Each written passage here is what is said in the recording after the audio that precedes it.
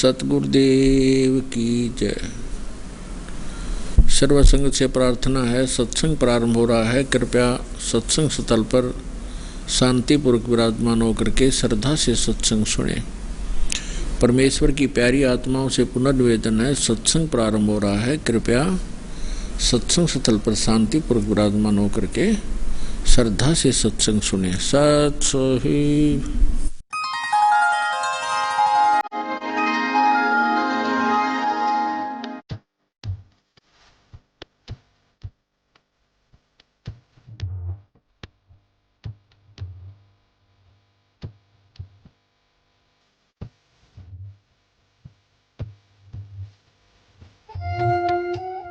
जीव हमारी जाति है, मानव धर्म हमारा।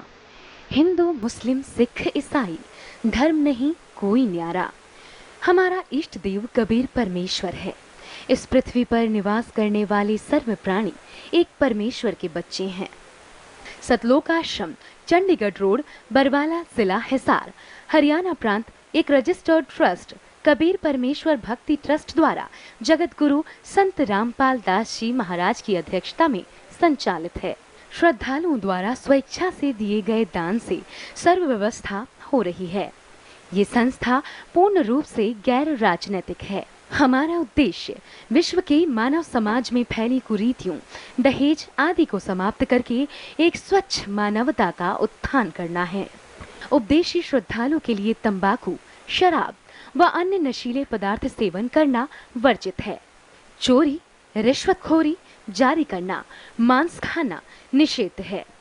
पर नारी को देखिए बहन बेटी के भाव, कह कबीर काम नाश का यही सहज उपाव।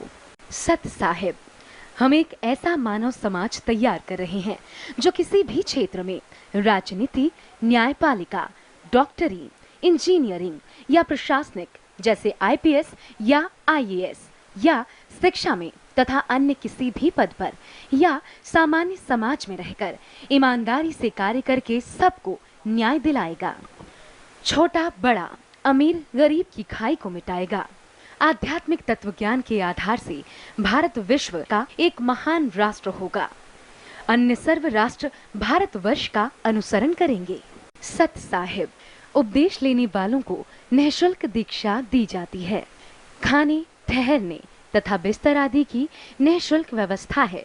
समय समय पर रक्तदान शिविरों का आयोजन किया जाता है। निर्धन गरीब बच्चों को पढ़ाई का व खाने तथा वस्त्रों का खर्च ट्रस्ट द्वारा वहन किया जाता है। विधवा बहनों, वृद्धों तथा अनाथ बच्चों को आश्रय दिया जाता है। सतलोक आश्रम में सर्व धर्मों के व्यक्ति दीक्षा प्राप्त करते हैं। सत साहिब, सतलोक आश्रम 12 एकड़ जमीन में निर्मित है। इसमें लगभग 1 लाख श्रद्धालु बैठकर सत्संग सुन सकते हैं। भोजनालय में 5000 श्रद्धालु एक साथ बैठकर भोजन प्राप्त करते हैं। चपाती बनाने वाली मशीनों का प्रयोग चपाती बनाने के लिए होता है। एक मशीन 1 घंटे में 6000 चपाती बना देती है। जूता घर में 1 लाख श्रद्धालुओं के जूते जमा करने की क्षमता है। सत साहिब, महीने में 2 बार 3-3 दिन का सत्संग होता है। बरवाला बस स्टैंड तथा रेलवे स्टेशन बरवाला तथा जिंद से श्रद्धालुओं के लिए आश्रम की ओर से निःशुल्क लाने ले जाने की व्यवस्था है। सत्संग के दौरान तथा अन्य समय में आश्रम में आने वाले श्रद्धालुओं के लिए अनुभवी चिकित्सकों की सेवा प्राप्त की जाती है। औषधि का व्यय कबीर परमेश्वर भक्ति ट्रस्ट सतलोक आश्रम बरवाला वहन करता है। सत साहिब, सतलोक आश्रम बरवाला में प्रत्येक सत्संग में लगभग 4 क्विंटल देसी घी का हवन ज्योति यज्ञ के द्वारा किया जाता है।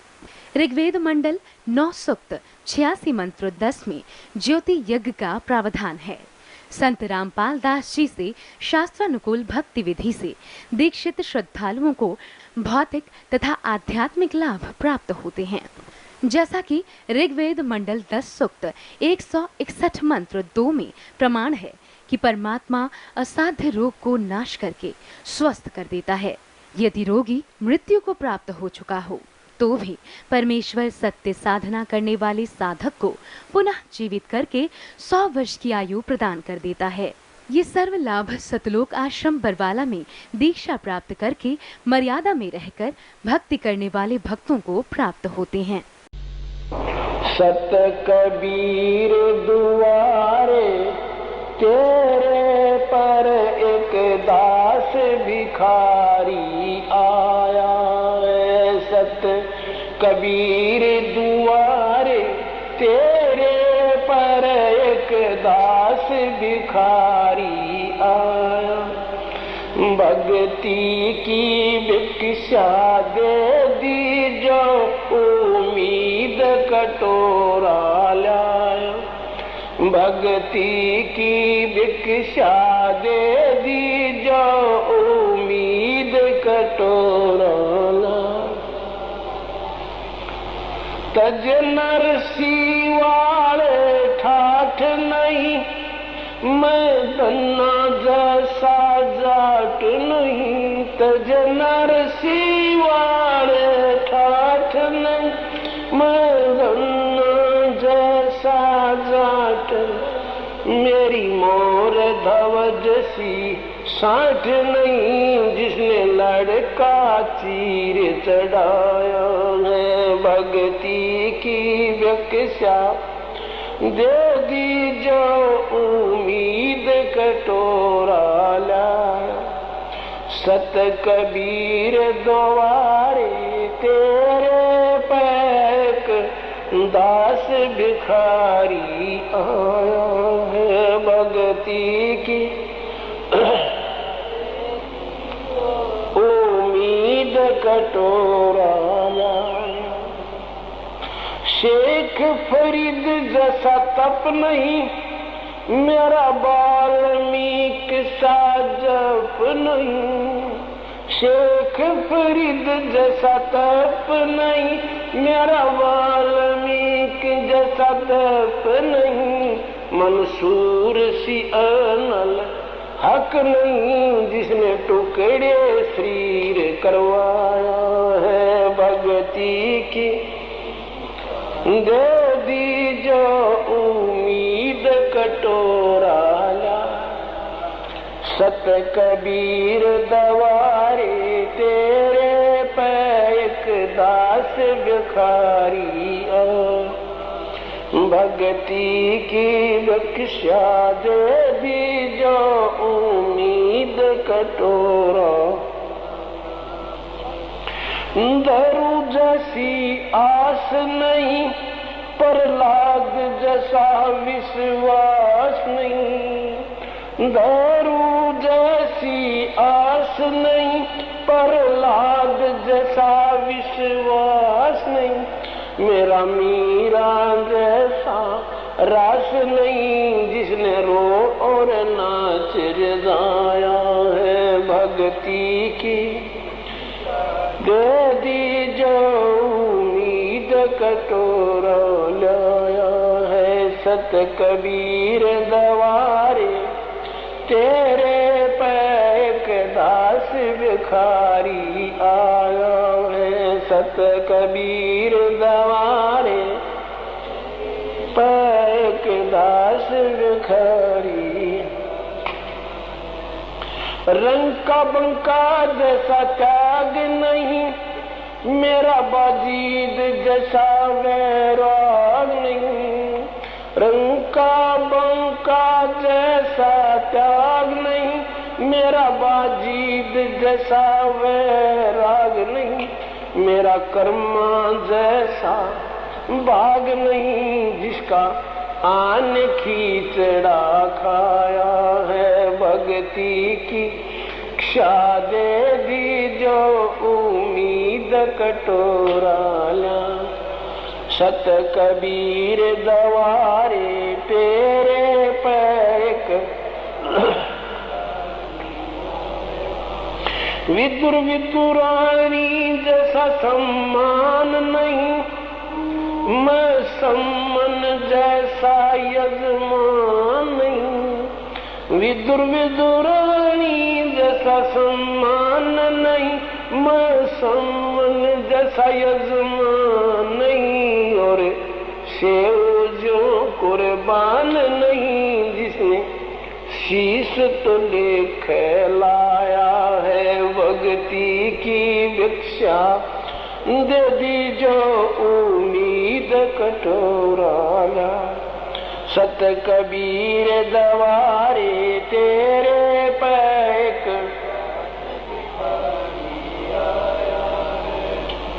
मारकंडे जैसा ऋषि नहीं, सुखदेव जो इंद्री कसी नहीं। मारकंडे जैसा ऋषि नहीं, सुखदेव जो इंद्री कसी नहीं। ये माया भी मन में बसी नहीं, जब से ज्ञान तेरा समाया है। भक्ति की दे दी जो उम्मीद कटोरा। सत कबीर दुआरे तेरे पैक दास भिखारी आया। भक्ति की भिक्षा दे दी जो उम्मीद कटोरा। धर्मदास जैसा भक्ति सेठ नहीं, जीवन दत्ता जैसी और सेठ नहीं। धर्मदास सा भक्ति सेठ नहीं, जीवन दत्ता जैसी और सेठ नहीं। मेरा पिपा जैसा डेठ नहीं, जिसने दरिया बीच बुलाया है। भक्ति की भिक्षा उम्मीद कटोरा लाया है। सत कबीर दवारे तेरे एक दास भिखारी आया है। दिया द्रौपदी जैसा लीर नहीं, कोई बना भजन में सिर नहीं। दिया द्रौपदी जैसा लीर नहीं, कोई बना भजन में सिर नहीं। मेरे बिलनी जैसी धीर नहीं, जिसने बन के बीच घुमाया है। सतगुरुदेव की जय। बंदी छोड़ कबीर परमेश्वर जी की जय। बंदी छोड़ गरीबदास जी महाराज जी की जय। स्वामी रामदेवानंद जी गुरु महाराज जी की जय हो।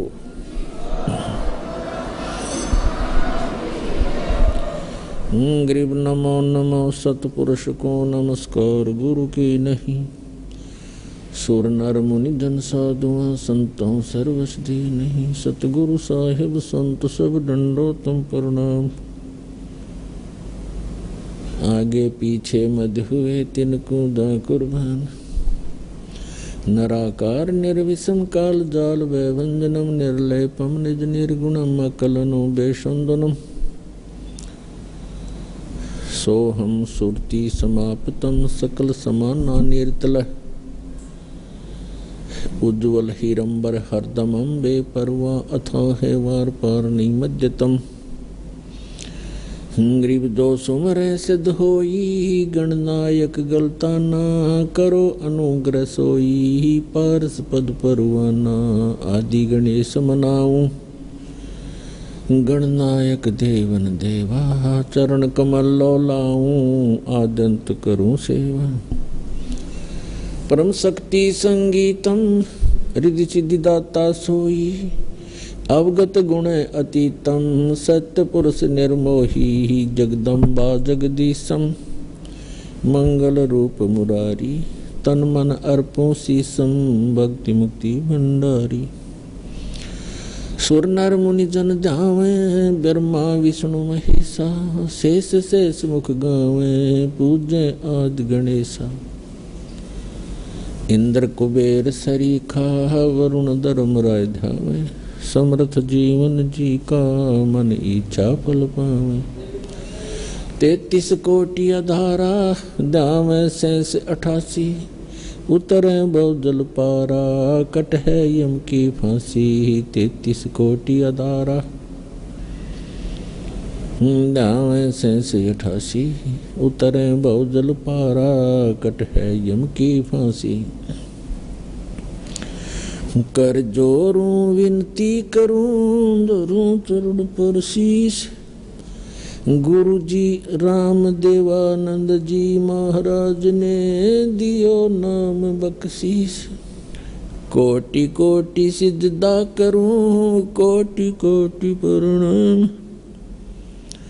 चरण कमल में राखियो मैं बांधी जाम गुलाम।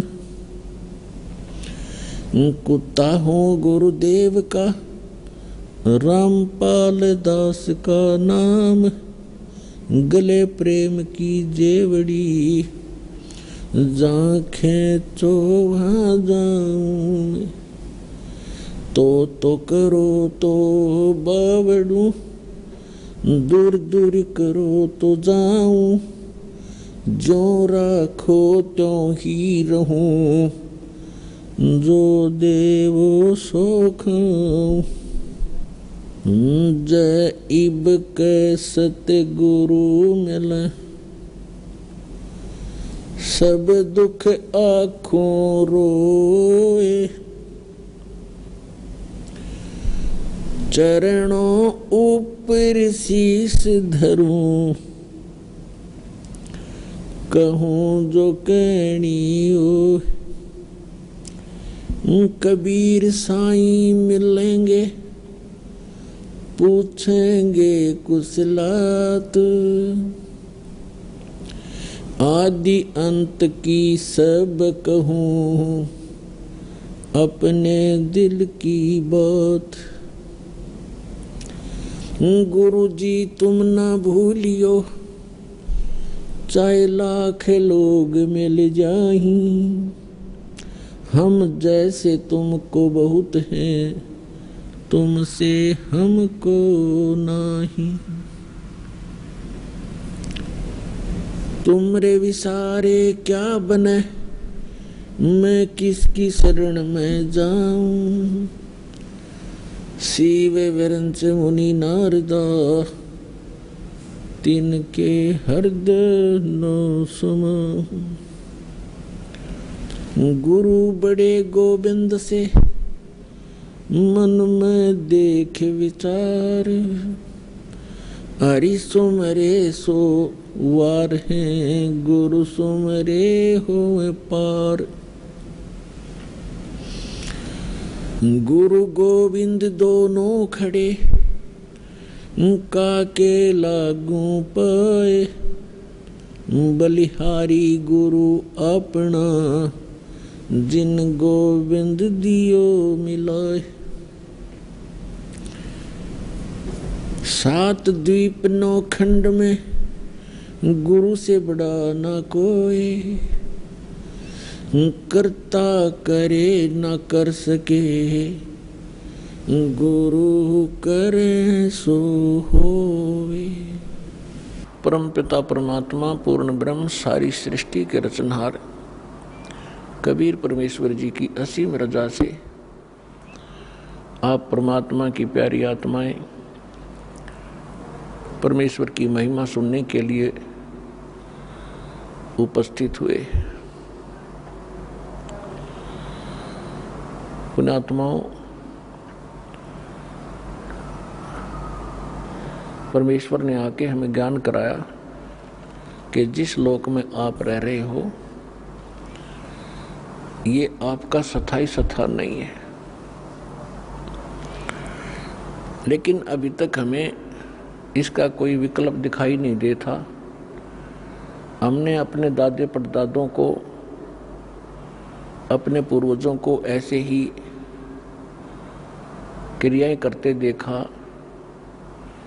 उनकी मृत्यु होगी, उसके बाद उनकी क्रियाक्रम कराते रहो, इसको अंतिम इस जीवन का लक्ष्य मान लिया था। अब परमात्मा ने आके बताया है, परमेश्वर ने कि बच्चों तुम यहाँ के वासी नहीं हो।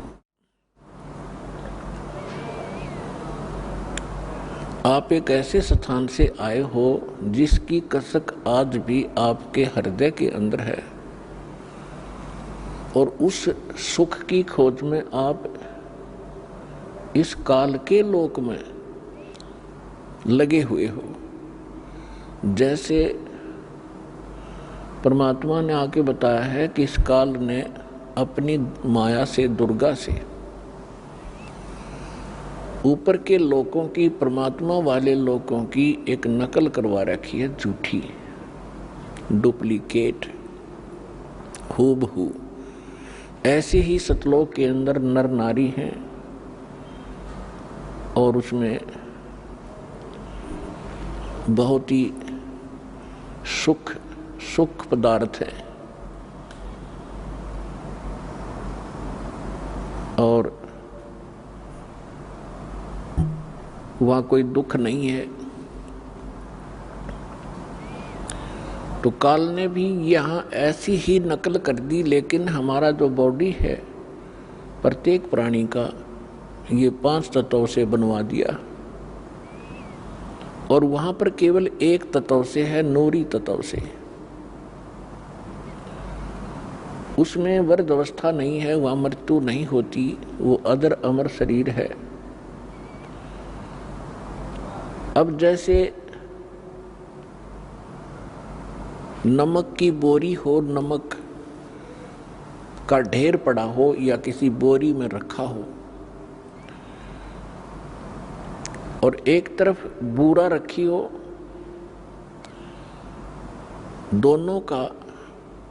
दोनों की जो है एक जैसा कलर होता है, लेकिन उसके टेस्ट में अंतर होता है। इसी प्रकार हम नमक की बोरी में और उस खांड के, बूरा के, चीनी के टेस्ट को खोज रहे हैं, कभी नहीं मिल सकता। वो टेस्ट आ ही नहीं सकता। वो टेस्ट तो भाई बूरा की बोरी में ही आएगा। तो परमात्मा यहाँ स्वयं आते हैं, आकर हमें याद दिलाते हैं। क्या बताते हैं? मन तू चल रे सुख के सागर, जहाँ शब्द सिंधु रत्नागर। मन तू चल रे सुख के सागर, जहाँ शब्द सिंधु रत्नागर। सुख सागर, श्रीमद् भगवत गीता अध्याय नंबर 4 के अंदर श्लोक नंबर 5 और 9 में, गीता अध्याय नंबर 2 श्लोक 12 में, गीता अध्याय नंबर 10 श्लोक 2 में गीता ज्ञान दाता अपने सतीची बताता है कि अर्जुन, तेरे और मेरे बहुत जन्म हो चुके हैं, तू नहीं जानता, मैं जानता हूं। और फिर गीता ज्ञान दाता अपनी साधना का मंत्र बताता है, गीता अध्याय नंबर 8 के श्लोक नंबर 13 में। क्योंकि श्री कृष्ण जी के अंदर प्रवेश करके प्रेतवत ये काल बोल रहा है, 21 ब्रह्मांड का स्वामी, जो ब्रह्मा विष्णु महेश जी के पिता है, ये कह रहा है कि मुझ ब्रह्म का ओम इति एकाक्षरम ब्रह्म व्यवहारन माम अनुसमरन ये प्रयाति तजन देहम स याति परमाम गतिम। मुझ ब्रह्म का केवल एक ओम अक्षर है और जो इसका अंतिम शरीर छोड़ने तक यानी अंतिम श्वास तक सिमरण करता हुआ जाता है, वो ओम से मिलने वाली परम गति को प्राप्त होता है। ओम किसका मंत्र है? ब्रह्म का। ब्रह्म की साधना से कौन सी गति होती है? ब्रह्म लोक प्राप्ति होती है। गीता अध्याय नंबर 8 के श्लोक नंबर 16 में स्पष्ट किया है कि ब्रह्म लोक में गए हुए प्राणी भी फिर जन्म और मृत्यु में आते हैं। तो इसे सिद्ध हुआ कि गीता ज्ञान दाता, अब जैसे हिंदू समाज के भोले श्रद्धालु इन अज्ञानी ऋषि महर्षि आचार्यों शंकराचार्यों से भ्रमित होकर मानते रहे कि श्री कृष्ण सुप्रीम पावर है और श्री कृष्ण जी गीता का ज्ञान बोल रहा है और ये अजर अमर हैं, इनके कोई जनक नहीं, इनके कोई माता पिता नहीं। ये था लोकवेद।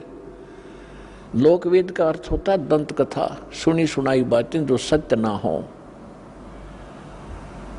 ये लोकवेद था। अब इनकी जीवनी से पता चला कि ब्रह्मा विष्णु महेश नाशवान है, इनकी जन्म मृत्यु होती है। श्री कृष्ण जी को तो गीता के ज्ञान का कुछ भी पता नहीं था, उसने क्या बोला था। इनकी बात को यदि बड़ा करके चले कि श्री कृष्ण जी ने गीता का ज्ञान दिया। श्री कृष्ण इज विष्णु, श्री कृष्ण जी विष्णु हैं, विष्णु के अवतार श्री कृष्ण जी हैं और सतोगुण विष्णु। तो यहां ये खुद कहता है मेरे और तेरे बहुत जन्म हो चुके, क्या इन हमारे इस गुरु अंधों ने, आंखों वाले अंधों ने क्या ये नहीं पढ़ा?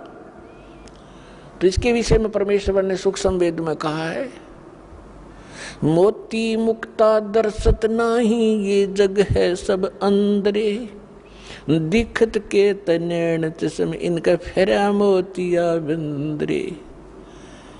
ये दिखे थे महर्षि मंडलेश्वर संस्कृत भाषा धारावाहिक सुना कर जो बड़ी जनता में प्रभु पाक रहे थे, स्वामी पाक रहे थे। तो परमात्मा ने आके उसी समय कहा था कि ये संत नहीं है, ये विद्वान नहीं है, इनको अपने सिलेबस का ज्ञान नहीं है, टीचर काहे के हैं।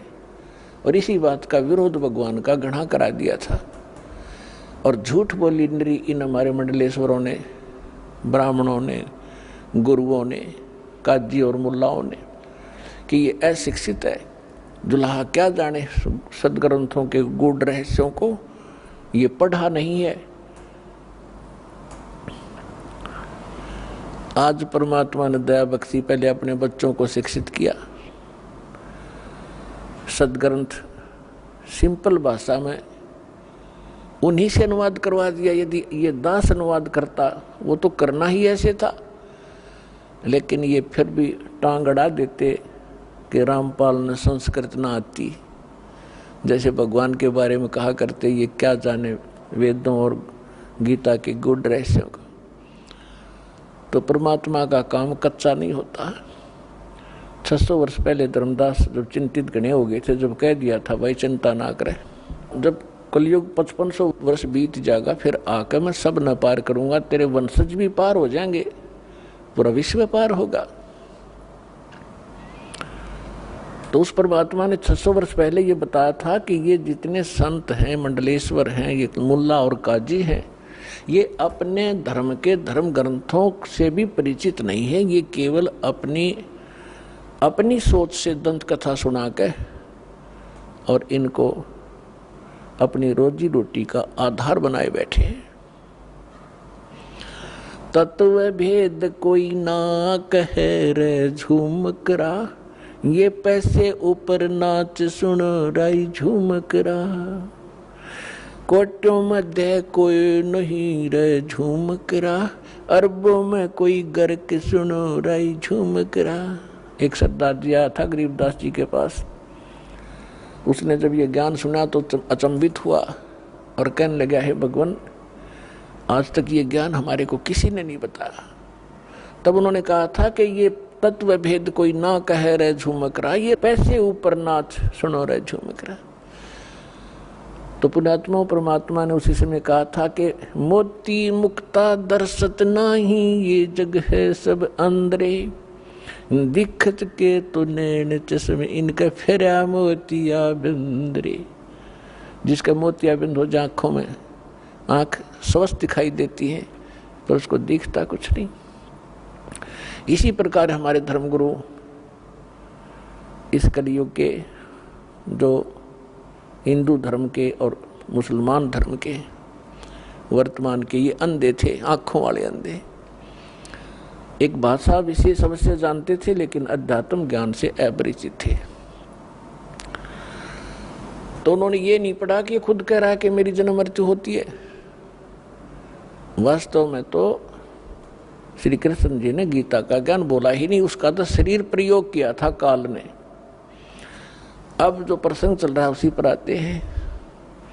अब गीता ज्ञान दाता ने स्पष्ट कर दिया कि मेरे भी जन्म होते हैं, आपके भी होंगे। और फिर गीता अध्याय नंबर 8 के श्लोक नंबर 1 में अर्जुन ने प्रश्न किया कि भगवान आप कह रहे हो 7वें अध्याय के 29वें श्लोक में कि जो उस तत्ब्रह्म से परिचित हो जाता है और सारे अध्यात्म ज्ञान से परिचित है, सभी कर्मों से परिचित है, वो केवल जरा और मरण से मोक्ष प्राप्ति के लिए, छुटकारा पाने के लिए ही प्रयत्न करते हैं। अर्थात वो इस संसार के प्रत्येक इस नाशवान सुख से, नाशवान क्रियाओं से परिचित हो जाते हैं। वो फिर इस संसार की किसी वस्तु की डिमांड नहीं करते हैं। कबीर साहब भी अपनी महिमा आप बताते हैं संसार की, सचीची बताते हुए कहते हैं, क्या मांगू कुछ स्थिर ना रहाई और देखत नैन चला जग जाई। 1 लख पूत 1.25 लाख नाती, उस रावण के आज दीवा न बाती।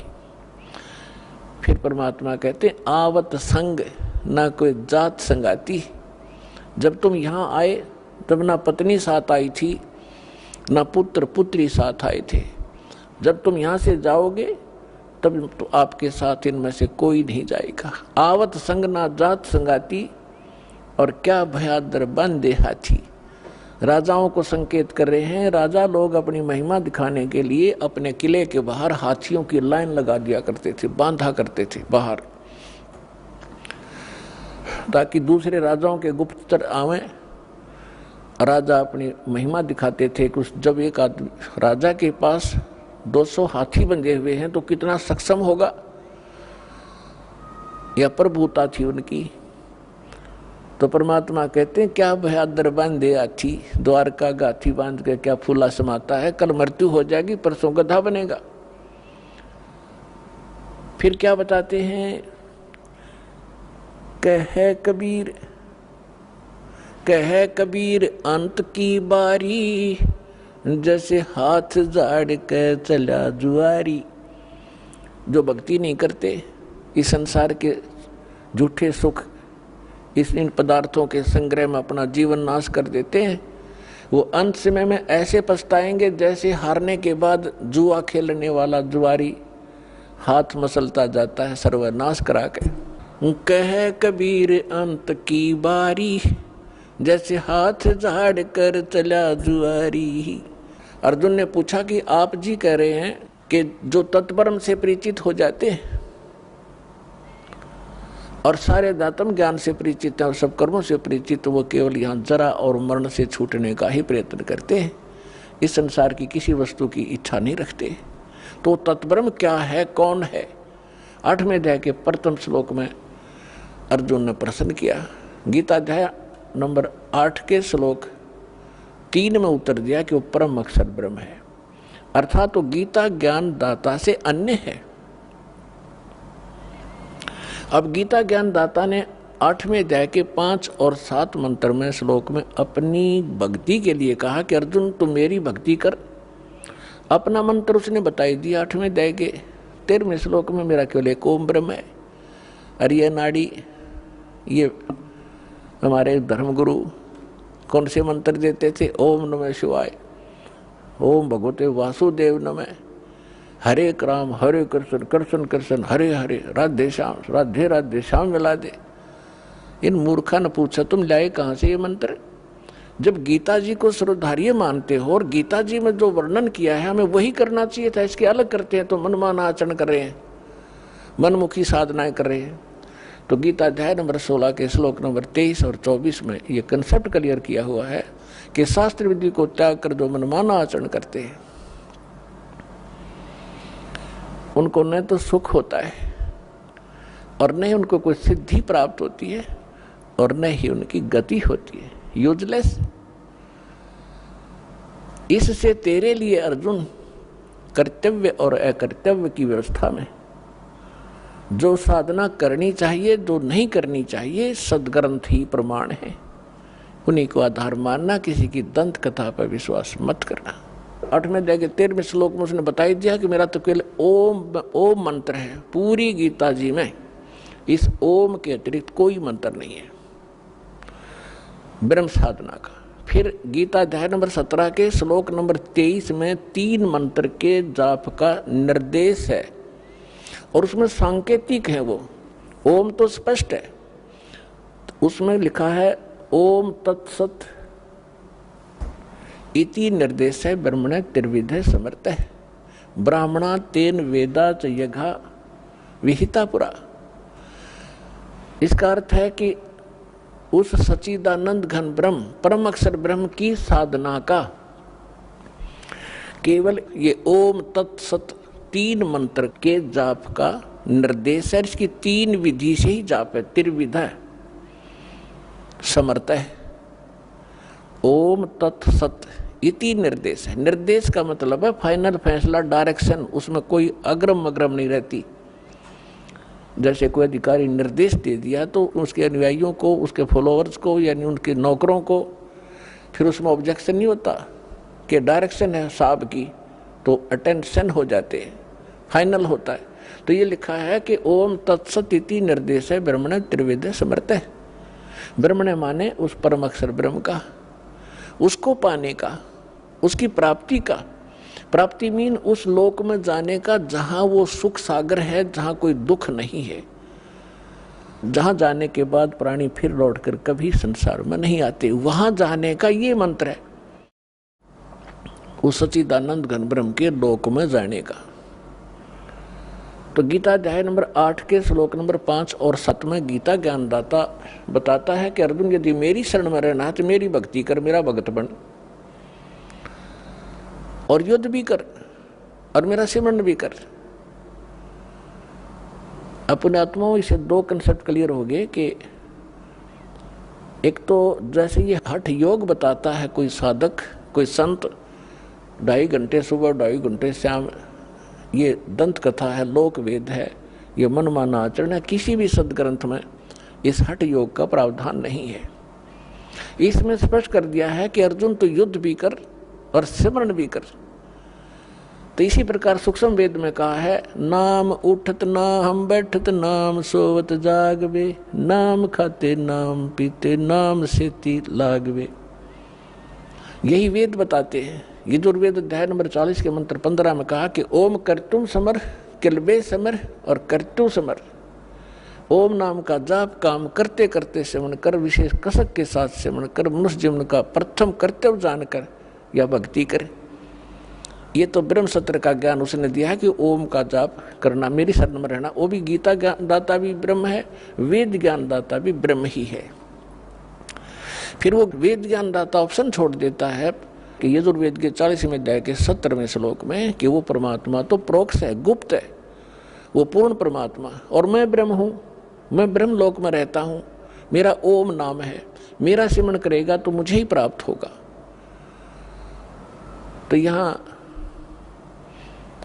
हम फिर आते उसी प्रसंग पे कि वेद ज्ञान दाता भी ब्रह्म है, और यहाँ ये कह रहा है कि युद्ध भी कर।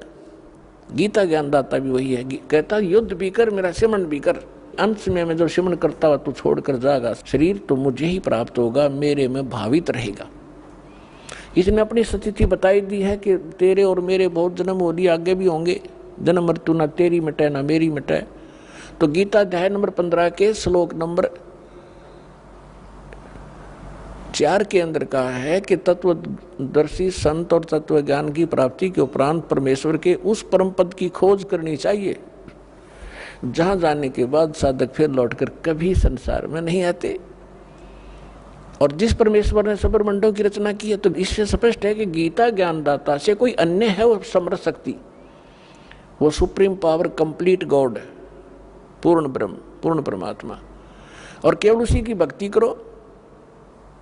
तो इन हमारे धर्म गुरुओं की अकल मारी जा रही थी और रोज पढ़ा करते, पढ़ने की सलाह देते थे। गीता को स्वयं भी घोट रखा था, अनुयायियों को भी कहा करते डेली एक अध्याय पढ़ो। तो क्या फायदा हुआ उस पढ़ने का जिसका ज्ञान कति नहीं। गीता जी बता क्या रही है, उसके विपरीत क्रियाएं कर रहे हैं। तो गीता अध्याय नंबर 18 के श्लोक नंबर 62 में कहा कि अर्जुन तू सर्वभाव से उस परमेश्वर की शरण में जा, उस परमेश्वर की कृपा से तू परम शांति को और सनातन परम धाम को, सनातन शाश्वतम स्थानम, शाश्वत सदा रहने वाला जिसका नाश कभी ना हो, और जहां गए प्राणी फिर लौटकर संसार में जन्म मृत्यु में नहीं आते, उसको प्राप्त होगा। वो परमात्मा अन्य है। तो गीता अध्याय नंबर 8 के श्लोक नंबर 5 और 7 में गीता ज्ञानदाता अपनी स्थिति बता रहा है कि मेरी भक्ति कर, मेरे में समर्पित हो और युद्ध भी कर, निसंदेह तो मुझे ही प्राप्त होगा। अंडरस्टूड है? जहां साता बासा होई, मन कर्म वचन सुमरियो सोई। फिर तुरंत कहता 8वें अध्याय के 8, 9, 10 श्लोक में कि उस परमेश्वर की भक्ति जो करता है, उस तत्व ब्रह्म की, वो उस भक्ति की शक्ति से, उन मंत्रों की शक्ति से उसी को प्राप्त होता है। उसकी भक्ति करेगा तो उसको प्राप्त होगा। वो कहाँ रहता है और उस साधक की क्या स्थिति होती है, गीता अध्याय नंबर 15 के श्लोक नंबर 4 में स्पष्ट कर दिया है कि उस तत्व ज्ञान और तत्वदर्शी संत की प्राप्ति के उपरांत परमेश्वर के उस परम पद की खोज करनी चाहिए, जहां जाने के बाद साधक फिर लौटकर संसार में कभी नहीं आते।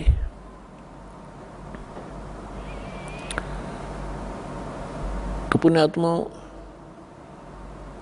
ब्रह्मा विष्णु महेश नासवान, इनका पिता ये ब्रह्म सरपुरुष, ये भी नासवान, इसकी भी जन्म मृत्यु होती है। आज तक हम ब्रह्मा विष्णु महेश जी को अविनाशी कहा कर सुना करते थे इन अज्ञानी धर्मगुरुओं से, जबकि इनकी हिस्ट्री में, इनकी जीवनी में लिखा है, श्री देवी भागवत पुराण 3रा स्कंद, गीता प्रेस गोरखपुर से प्रकाशित सचित्र मोटा टाइप के पृष्ठ 123 पर विष्णु जी स्वयं अपनी माता की स्तुति करते हुए कहते हैं, तुम शुद्ध स्वरूपा हो, ये सारा संसार आप ही से उद्भासित हो रहा है, मैं और ब्रह्मा और शंकर आप ही की कृपा से विद्यमान हैं। हमारा तो आविर्भाव माने जन्म, तिरोभाव माने मृत्यु हुआ करता है। हम नित्य नहीं है, हम अविनाशी नहीं है, हमारी जन्म मृत्यु होती है। और तुम ही नित्य हो, प्रकृति और सनातनी देवी हो। शंकर भगवान भी कहते हैं, माता यदि उसके बाद ब्रह्मा जी उत्पन्न हुए, वो आपके पुत्र हैं, तो क्या मैं आपका बच्चा नहीं? अर्थात मुझे भी उत्पन्न करने वाले आप ही हो। तो पुण्यात्माओं, इससे सिद्ध होगा कि ब्रह्मा जी नासवान, विष्णु जी नासवान, शिव जी नासवान, शंकर भगवान नासवान, इनके पिता नासवान, जिसको गीता अध्याय नंबर 15 के श्लोक नंबर 16 और 17 में 3 पुरुष बताए। पुरुष माने प्रभु, स्वामी, एक सरपुरुष, एक अक्षर पुरुष। इनके विषय में बताया है 16वें श्लोक में 15वें अध्याय कि ये दोनों नासवान हैं, और इनके अंतर्गत जितने भी प्राणी हैं इनके ब्रह्मांडों में, वो भी नासवान है, ये भी नासवान है। लेकिन जीवात्मा तो किसी की भी नहीं मरती, वो तो विषय ही अलग है। अब सरपुरुष ये काल है, ब्रह्म है, इसका कितना क्षेत्र है, ये कितना स्वामी है, कितना भगवान है, कितना राम है, ये कितना व्यापक है। 21 ब्रह्मांड है इसके। ये केवल 21 ब्रह्मांड का प्रभु है, स्वामी है, मालिक है, राम है। इसको सर पुरुष कहा है। सर माने नासवान। और दूसरा जो प्रभु गीता अध्याय नंबर 15 के श्लोक नंबर 16 में बताया, वो अक्षर पुरुष है। अक्षर का अर्थ होता है जो सर ना हो, अविनाशी, जिसका नाश ना हो। लेकिन ये कितना अविनाशी है, ये इसकी आयु बहुत लंबी है, इसलिए इसको भी अक्षर पुरुष कहा है। लेकिन वास्तव में ये अक्षर पुरुष नहीं है, अविनाशी नहीं है। इसका आगे निर्णय दे दिया है गीता अध्याय नंबर 15 के श्लोक नंबर 17 में कि उत्तम पुरुष तु अन्य परमात्मा इति उदाहरत। ये लोग त्रयम अविश्य विवर्ती अवैश्वर है कि उत्तम पुरुष, श्रेष्ठ भगवान, पुरुषोत्तम, वास्तव में सही और श्रेष्ठ परमात्मा तो इन दोनों से, सरपुरुष और अक्षर पुरुष से कोई अन्य है, और वो परमात्मा कहलाता है। वही तीनों लोकों में प्रवेश करके सबका धारण पोषण करता, वो है अविनाशी परमात्मा। अब यहाँ थोड़ी सी इनकी आयु की गणित की रीति से आपको सुनाते हैं, समझाते हैं। पुण्यात्माओं, आप एक पेट के लिए, रोजगार के लिए, निर्वाह के लिए अपने बेटा और बेटियों को 15-20 वर्ष तक फ्री छोड़ देते हो और कहते हो कि बेटा खूब अपना शिक्षा ग्रहण करो, ट्यूशन भी लगवा लो, सारा कुछ करते हो, पैसा भी लगाते हो, समय भी उनको पूरा देते हो, और फिर बाद में क्या मिलता है? 10% स्टूडेंट्स को 20% मुश्किल से कोई नौकरी रोजगार प्राप्त होता है ना, बाकी वही काम करते हैं जो हम डेली कर रहे होते हैं, पहले कर रहे होते थे। अब वो तो केवल एक पेट के लिए और केवल इस समय वर्तमान के लिए, और हमने जब ये ज्ञान होगा आप जी को कि आगे कहर टूटेगा आपके ऊपर, इस जीव के ऊपर दुख तो आगे आवेंगे, अब तो रोटी का रोड़ा है बस, और ये परमात्मा की शरण में पाछे ये नहीं रहेगा। ये आप विशेषकर नोट कर लेना, इस समर्थ की शरण में आने के बाद आपको निर्वाह की चिंता नहीं रहेगी, इतना दे देगा, याद रखोगे।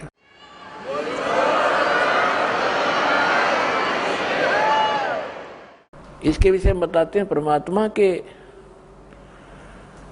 समर्थ का शरणा गहो रंग होरी हो, भाई कदे न हो एकाज राम रंग होरी हो। समर्थ की शरण गहो, और कभी कोई आपका आकाज यानी कोई भी आपत्ति, ऐसी दुर्घटना आपके ऊपर कभी नहीं होगी। और कोई संस्कार का दुख आवेगा तो परमात्मा ऐसे टाल देगा, आप सोच भी नहीं सकते। फिर क्या बताते हैं कि जो इस परमात्मा की शरण में आ जाते हैं, जो भक्त संत, वो फिर उनके लिए किसी चीज की कोई समस्या नहीं रहेगी।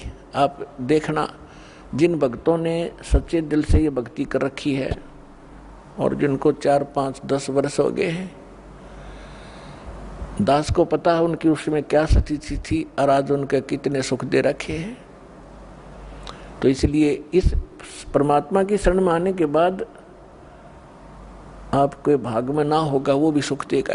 ये समर्थ है।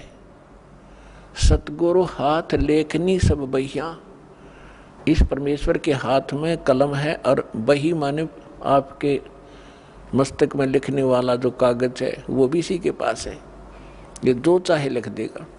तो इसलिए दास ये प्रार्थना करना चाह रहा था कि आपने इस आध्यात्मिक यूनिवर्सिटी में ज़्यादा अटेंडेंस करनी चाहिए और यहाँ से सीडी वगैरह ले जाके घर अपना बच्चों को दिखावे, रिश्तेदारों को सुनावे और आप भी घनी अच्छी तरह सुने,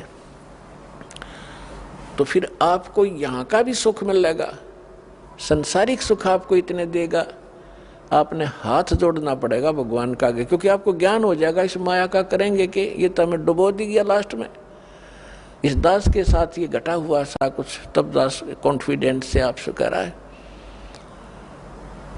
तो पुणात्मा इतनी माया प्रारंभ कर दी थी दाता ने देनी, हाथ जोड़ दिया, रोया बैठ के। अगर दाता आप तो कह रहे तो दुश्मन है और ये फिर देने लगे आप, तो बाद में इस नौकरी को त्यागना पड़ा परमात्मा के प्रचार के लिए।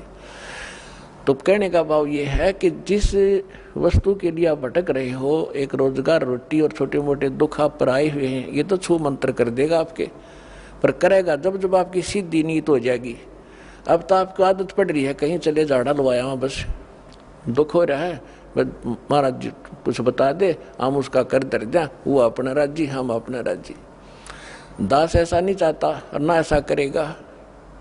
आपको सुख देंगे लेकिन आपकी यहाँ अटेंडेंस लगवाएंगे ताकि आपको ज्ञान से परिपूर्ण करें, ताकि फिर आपके तो एक सुख हो गया, मान लिया आप चले गए, अगर 20 और होंगे आपके ऊपर अगर यहाँ से टल गए। तो दास आपको ये बताना चाह रहा है कि इसमें समय घना दो और ध्यान से सुनो इस आध्यात्मिक लेक्चरों को, इन प्रवचनों को, और आपके कंठस्थ याद हो जाएगी। जैसे रामायण महाभारत हमने गोटरिया की थी, कितने दिन तो सुनते आ रहे थे, 1 से 2 से हजारों से वही कथा सुनी। तो अब ये सत्य कथा सुनोगे, ये बच्चे बच्चे तक पहुंच जाएगी और फिर एक रस हो जाएंगे, कोई डगमग करणिया नहीं रहेगा बीच में अटपट करनिया। तो आपको जितने यहाँ आते हैं, दास ये चाहता है कि आपको इतना परिपक्व कर दूं इस ज्ञान से कि काल ने जो अज्ञान भर रखा है अन्य समाज में, उसके साथ संघर्ष करो और उनको अपने पक्ष में कर लो। लास्ट में होना पड़ेगा उनको, क्योंकि वह अज्ञान है। हम भी ऐसे डटे खड़े थे उस अज्ञान के साथ में, आज हम रो रहे हैं कि भगवान वो समय खो दिया, बेमतलब। तो इसलिए थोड़ा सा ध्यान से सुनना। तो अब इन भगवानों की थोड़ी सी आयु बताते हैं आपको, जो God Kabir given spiritual knowledge सूक्ष्म वेद है उसके आधार से। ब्रह्मा जी की आयु तो हमारे ये धर्म गुरु भी बताया करते थे कि ब्रह्मा जी की 100 वर्ष की आयु है।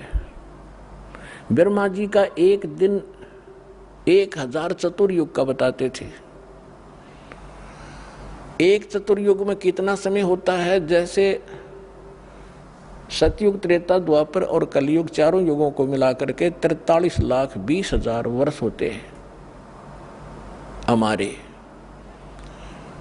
ये एक चतुर्युग में। और ऐसे ऐसे 1000 चतुर्युग का ब्रह्मा जी का दिन, इतनी ही रात्रि, और 30 दिन रात का एक महीना, और 12 महीने का इन देवताओं का एक वर्ष। ऐसे बने हुए महीनों का, और ऐसे एक वर्ष बना 12 महीने का, तो ऐसे ऐसे बने हुए 100 वर्ष की आयु है ब्रह्मा जी की।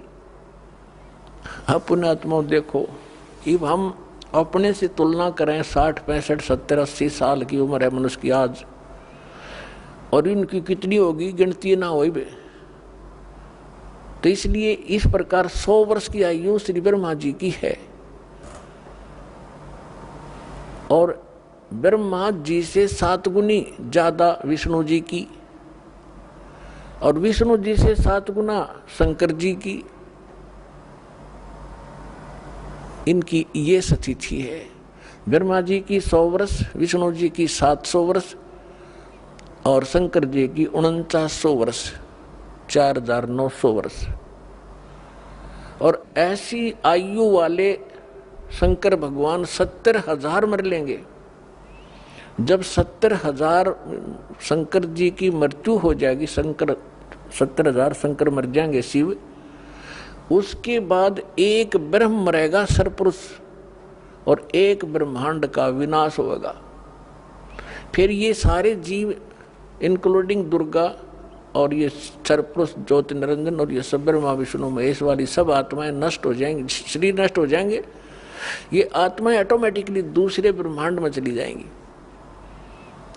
और वहां फिर क्या है, ज्योति निरंजन का शरीर और दुर्गा का एकदम युवा बन जाते हैं, वहां जाती है। केवल इन दोनों की उत्पत्ति प्रथम होती है वहां ऑटोमेटिकली। जैसे आप देखते हो गेहूं के अंदर गेहूं कणक डाल रखी है, उसमें अपने आप सुरसी डोरे बन जाते हैं। तो उस जिस लोक में ये जाएंगे, जाते ही इनके ऐसे दोनों के युवा शरीर बन जाते हैं। फिर इनसे सभी आत्माएं जो दुर्गा के शरीर में प्रवेश कर जाती हैं, वो दोबारा फिर इसी तरह वहाँ इनका जन्म प्रारंभ होता है। फिर दूसरे ब्रह्मांड में सृष्टि शुरू होती है। तो जैसे 70,000 शंकर जी के मरने के उपरांत एक ब्रह्म की मृत्यु हुई, सरपुरुष की मृत्यु हुई, तो ये एक युग हो गया। एक युग किसका? अक्षर पुरुष का। गीता अध्याय नंबर 15 के श्लोक 16 में 2 पुरुष हैं, सरपुरुष और अक्षर पुरुष। अब अक्षर पुरुष की आयु बताते हैं आपको। ऐसा एक युग बना, ऐसे ऐसे 1000 युग का दिन है उस अक्षर पुरुष का, और इतनी ही रात्रि है। इसमें चतुर्युग नहीं है। गीता अध्याय नंबर 8 के श्लोक नंबर 17 में ये हमारे अज्ञानी धर्मगुरु अनुवाद करते समय गलती किए हुए हैं। उसमें ब्रह्मणे माने उस वहां पर चतुर्युग नहीं है, ओनली सेंसर युग लिखा है, 1000 युग लिखा है। इन्होंने ज्ञान तो था नहीं, ब्रह्मा जी का बता दिया कि ब्रह्मा जी के 1000 चतुर्युग का दिन, इतनी ही रात्रि। नहीं, वहां चतुर्युग नहीं है, ध्यान से पढ़ना उसको दोबारा, ओनली युग है। तो 1000 युग ऐसे बने हुए युग 1000 युग का उस अक्षर पुरुष का दिन और इतनी ही रात्रि होती है। जब अक्षर पुरुष का दिन समाप्त होता है तो 21 ब्रह्मांड विनाश हो जाता, पूरे 21 ब्रह्मांड का। और ये सभी प्राणी उस अक्षर पुरुष के एक कोने में वहां रख दिए जाते हैं। उसके उपरांत फिर से ये 21 ब्रह्मांड का निर्माण होने लगता है। बहुत समय लगता है इसमें दोबारा। जैसे ये आजकल साइंटिस्टों की जहाँ पहुंची है, ये तो एक बहुत निम्न स्तर का ज्ञान है कि अपने आप ये इतने समय में पृथ्वी बन गई, इतने समय फलाना बन गया। ये तो बहुत बाद की बातें हैं। और वो 1 सेकंड में बना दे, 1 सेकंड में, एक वचन में फिर से असंख्य ब्रह्मांड रच दे उस समर्थ परमात्मा।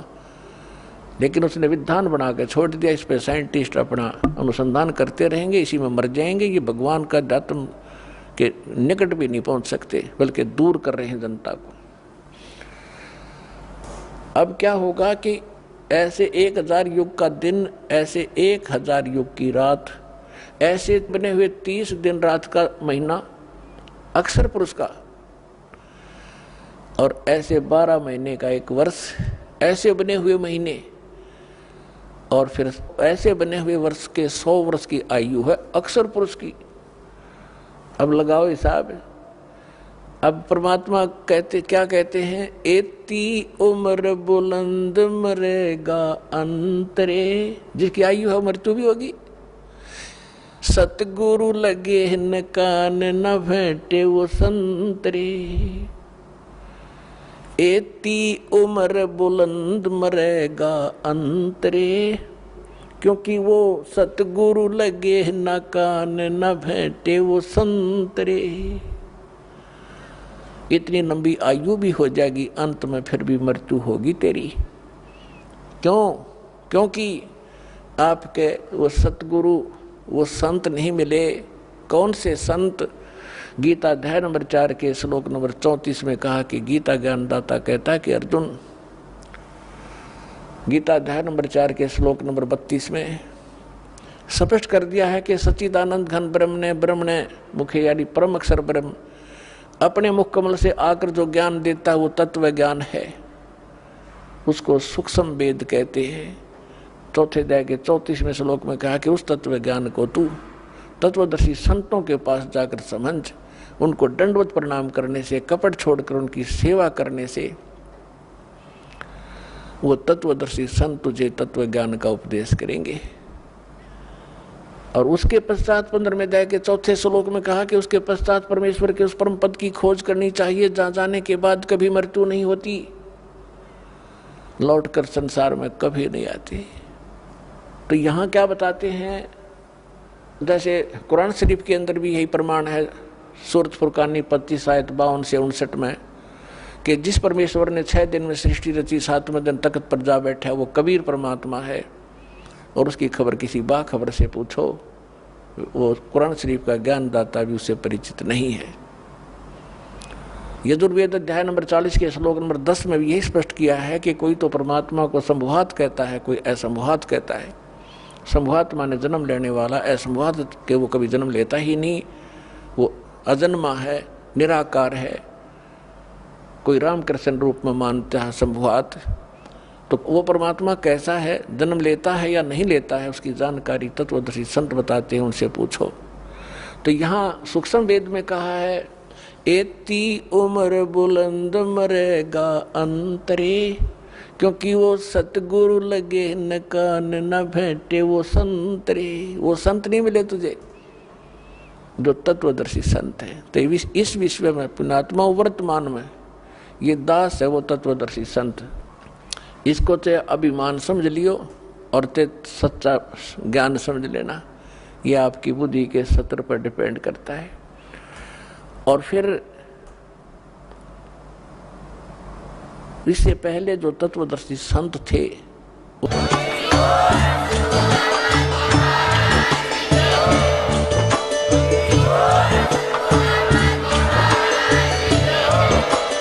आप आप सुन रहे थे जगत गुरु तत्वदर्शी संत रामपाल जी महाराज जी के मंगल प्रवचन। अधिक जानकारी के लिए विजिट कीजिए हमारी वेबसाइट www.jagatguru